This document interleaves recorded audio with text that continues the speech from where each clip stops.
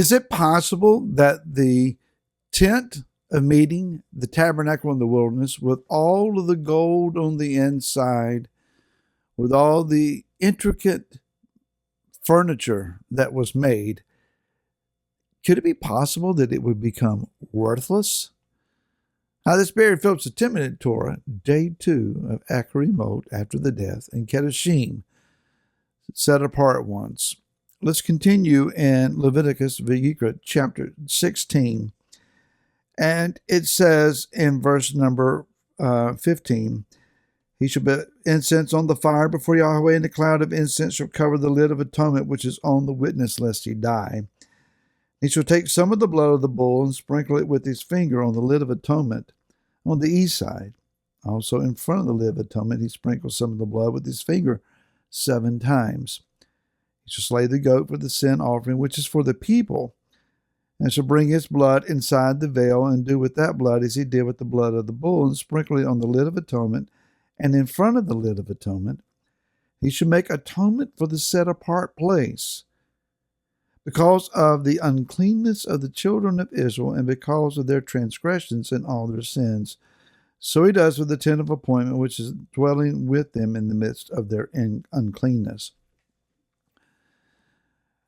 As you read this, and you realize that the blood of Yom Kippur, the most set apart, sacred, the most holy day of the entire year, in which the sins of Israel are atoned for and forgiven,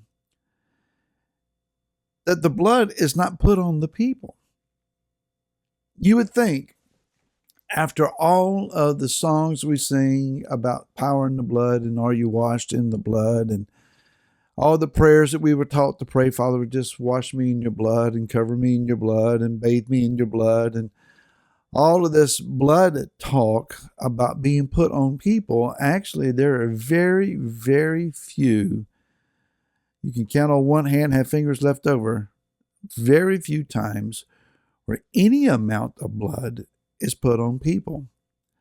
I think of Israel at the foot of Mount Sinai in Shemot or Exodus chapter 24, where blood is put on the book, and it's thought to be put on the people. Hebrews, the book of Hebrews does talk about him sprinkling the blood on the people. Then there is the case of the anointing of the Kohanim, the Aaron and his sons. A little bit of blood was put on their earlobe, thumb, and right great toe, as is then the one who is a Metzorah, the one who's had Sarat. And we've just talked about all of that and how that he comes, and as the priest is anointed, he is anointed, and a bit of blood is put upon his body. But we're not talking about a bathing in blood. We're not talking about a mikveh of blood. That would be, overwhelming. That would be beyond the pale a bit. So it's just a little bit of blood.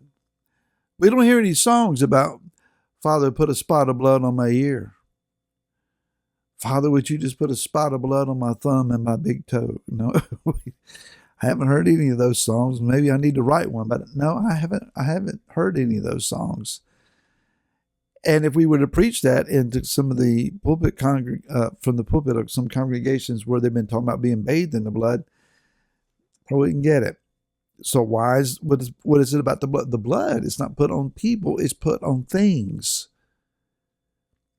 Not common things, very, very set apart things. It's sprinkled upon the lid of atonement in the most set apart place.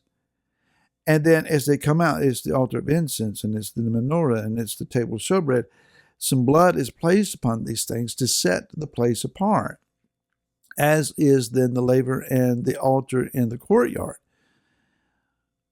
Well, why put it on things? These things didn't sin. Is there a need to atone for the Ark of the Covenant, the very seat of Yah's presence?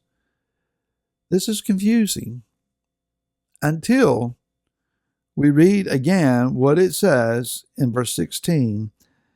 He makes atonement for the set-apart place because of the uncleanness of the children of Israel and because of the transgressions and all their sins. So these objects have to be cleansed. It's not an atonement upon the objects, it's an atonement in behalf of the people, because by their transgressions, by their sinful activity, they've rendered these things in effect of no effect. The presence of Yah revealed in a cloud over top of the Day of Atonement in the mercy seat, it is not benefiting Israel to the degree that it should, because they have chosen to walk in sinful transgressions instead. The table of showbread, having showbread on it, the bread of faces upon it, is not affecting them. The menorah being lit is not an illumination of the Ruach HaKodesh in their behalf.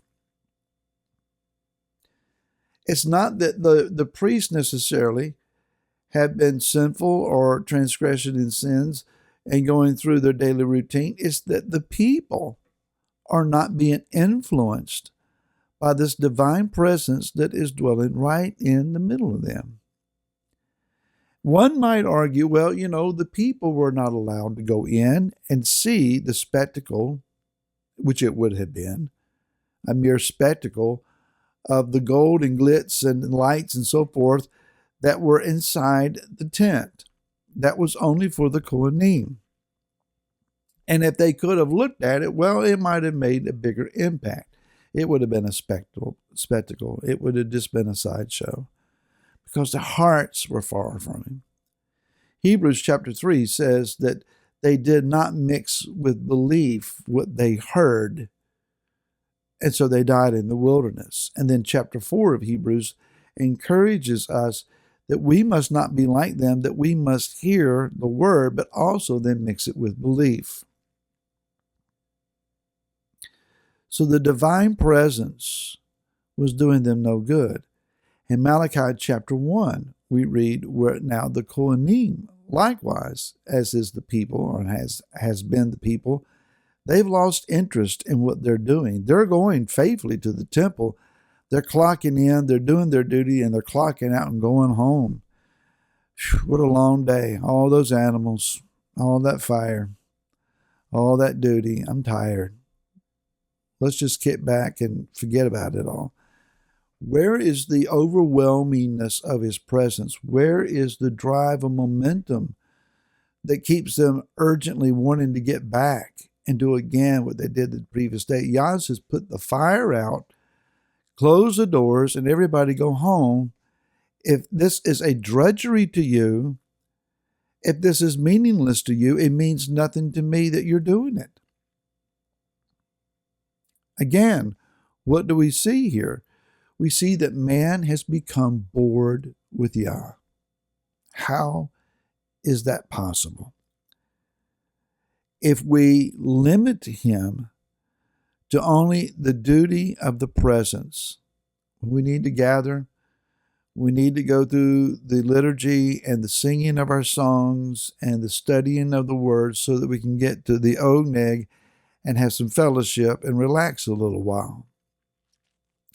We've forgotten the presence. The reason that we meet is to have a mutual revelation of Yah in the midst of us.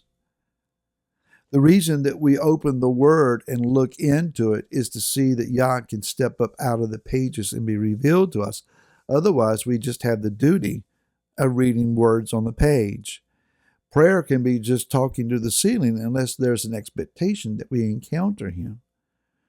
And Romans chapter 1 says that we're all without excuse, that even nature itself can't reveal him.